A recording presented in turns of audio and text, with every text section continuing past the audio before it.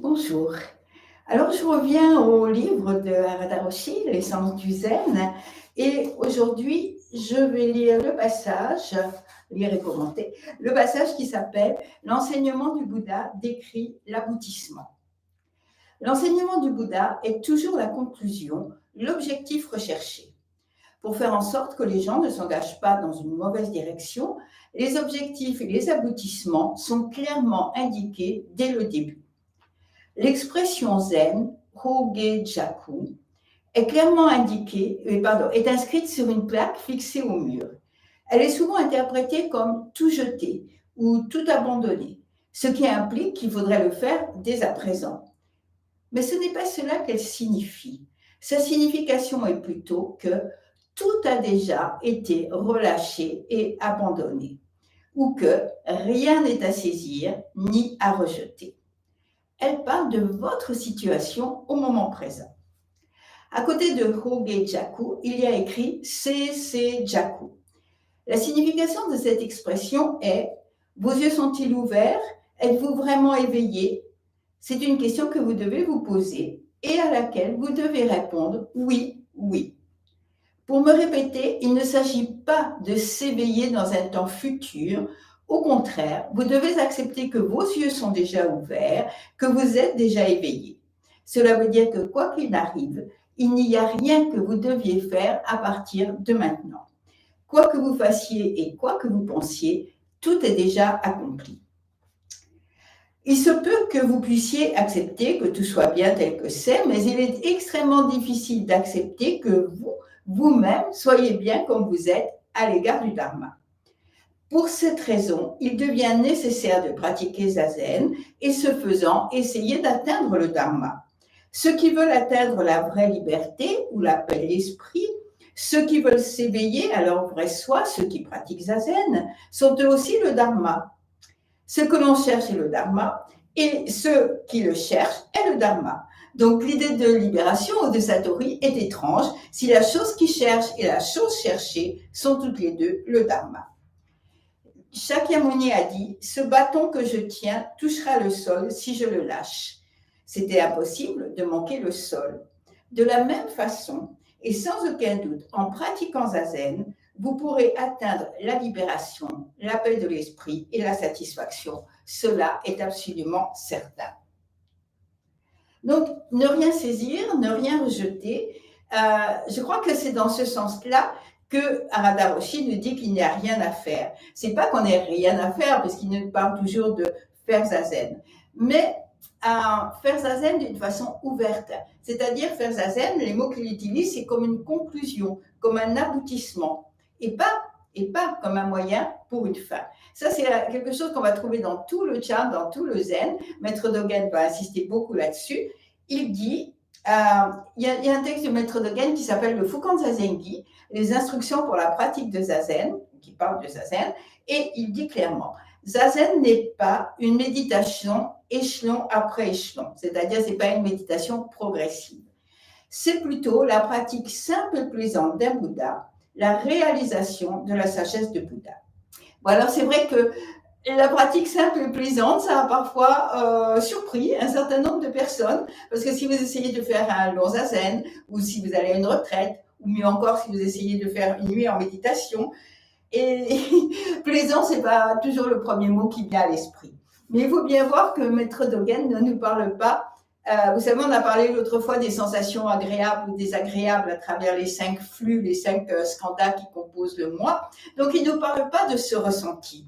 Pas plus du ressenti difficile parfois pendant Zazen que du ressenti au moment où tout est agréable, où tout est merveilleux. On s'est dit, voilà, ça y est, j'y suis. Non, ça c'est une sensation plaisante, c'est aussi une sensation. Il nous parle de notre véritable nature, qui est la raison, la base même de Zazen. Il y a dans le Zen une expression qui dit « Les petits nuages blancs qui flottent, sans saisir, sans rejeter, traversent le grand ciel bleu ». Donc, ça va être vraiment la base de tout l'enseignement du Soto Zen. On ne fait pas Zazen pour aller vers l'éveil, mais on fait Zazen parce qu'on est déjà éveillé. C'est dans ce sens-là que tout est bien, et c'est dans ce sens-là que nos yeux sont déjà ouverts, comme dit Harada Roshi. Mais d'une certaine façon, nous ne le savons pas. nous ne le réalisons pas. Et toujours ce mot réaliser avec ces deux sens, réaliser comme « Ah, ça y est, j'ai compris » et réaliser comme mettre en œuvre, faire. Donc, nous ne réalisons pas, tant que nous ne faisons pas zazen, que nos yeux sont déjà ouverts. C'est à travers zazen que cette ouverture des yeux va donc être réalisée. Le Fukan Zazengi, donc les instructions pour zazen, arrêtez de courir après les mots et les lettres, apprenez à vous retirer en vous-même et à méditer en vous connaissant vous-même. Alors, corps et esprit vont naturellement se dissiper, le naturellement étant un mot qu'on a déjà vu dans Radha Roshi, c'est-à-dire sans effort, sans vouloir. Alors, corps et esprit vont naturellement se dissiper et votre nature de Bouddha originelle va apparaître. C'est là la pratique simple et plaisante d'un Bouddha. Quand Radha Roshi dit « quoi que vous fassiez et quoi que vous pensiez, tout est déjà accompli », ça veut dire que l'éveil est là à chaque instant sous nos pieds. Mais bon, si ça nous paraît tout à fait incroyable par moments, c'est vrai, ou bien quand on se regarde, voilà. Mais nous nous asseyons et à ce moment-là, lorsque nous avons vraiment compris que nous ne nous asseyons pas pour attraper quelque chose, pour un ressenti, et que nous ne nous asseyons pas pour nous débarrasser de quelque chose, alors ni saisir ni rejeter, nous entrons dans la plénitude de l'éveil. C'est bien ce mot plénitude que Maître Dogen utilise souvent. C'est ce qu'il appelle corps et esprit vont naturellement se dissiper et votre nature de Bouddha va apparaître sans attendre. Donc lorsque nous sommes assis, c'est quelque chose qui revient là aussi beaucoup, sans cesse dans le texte d'Arada Roshi, lorsque nous sommes assis, cette séparation qu'il y a entre moi et le monde, entre moi et les autres, ce qui fait que moi je me sens sujet, entouré d'objets, c'est-à-dire de tout ce qui est pas moi, eh bien cette séparation s'annule. Toujours Maître Dogen, pratiquer la voie de tout son cœur est en soi éveil, pas de fossé entre pratique et éveil, ni entre zazen et vie quotidienne. Donc zazen, c'est le moment de la non-séparation à tout moment, pas de fossé entre pratique quotidienne, entre zazen et vie quotidienne, et ça, c'est la réalisation complète du dharma. On pourrait dire, moi c'est ce que j'ai envie de dire, on pourrait dire, c'est Bouddha, rencontrant Bouddha. Quand nous voulons saisir, quand nous voulons attraper Bouddha, ou bien quand nous voulons enlever ces parties de nous que nous jugeons non Bouddha, en fait, nous sommes déjà Bouddha. Il ne nous reste plus qu'à réaliser, laisser apparaître cette nature de Bouddha. Plus rien à chercher. Donc, c'est Bouddha qui rencontre Bouddha. Enfin, une autre citation de Maître Dogen. Je me suis beaucoup appuyée sur le Fukan Zazengi. C'est un texte très important que Maître Dogen a travaillé et retravaillé et que je veux lire d'un seul coup un jour, mais pour l'instant, je le mets en citation. Quand une seule personne fait zazen, même une seule fois, elle devient imperceptiblement un avec chaque chose. Imperceptiblement un, donc ça nous renvoie encore aux 5 skandhas, aux 5 flux, aux 5 tas, etc., qui composent le moi. Imperceptiblement, c'est-à-dire sans qu'on en ait la perception.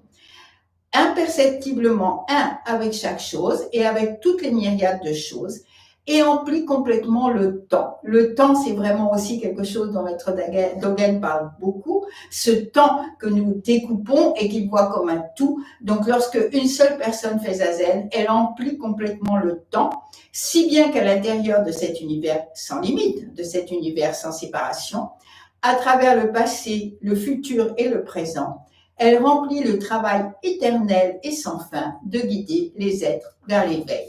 Ça, c'est une citation d'un autre texte de Maître Dogen, le Ben-Dowa. Donc, faire zazen, il ne s'agit pas de saisir, mais de lâcher, afin de laisser le dharma se manifester à travers nous. C'est incompréhensible, ça veut dire que ce n'est pas quelque chose que nous pouvons attraper avec notre compréhension. C'est quelque chose que nous ne pourrons pas connaître et que nous ne pouvons atteindre qu'en lâchant prise et qu'en nous asseyant en zazen. Ça m'a fait venir à l'esprit une citation de Vimalakirti, du Sutra de Vimalakirti, qui dit « Le sens du mot éveil n'est connaissable que dans l'éveil même. Nous ne pouvons pas, en dehors de l'éveil, nous ne pouvons pas essayer de construire un sens, de construire un ressenti de l'éveil, mais nous ne pouvons que le réaliser, c'est-à-dire à travers notre corps et notre esprit. Et de même, il me semble que chaque chose n'est connaissable qu'au moment où elle est. Le mouvement de la course n'est connaissable que dans la course, le goût de l'eau que lorsqu'on boit, et la joie de la vie est réalisée, manifestée lorsque nous vivons. Merci.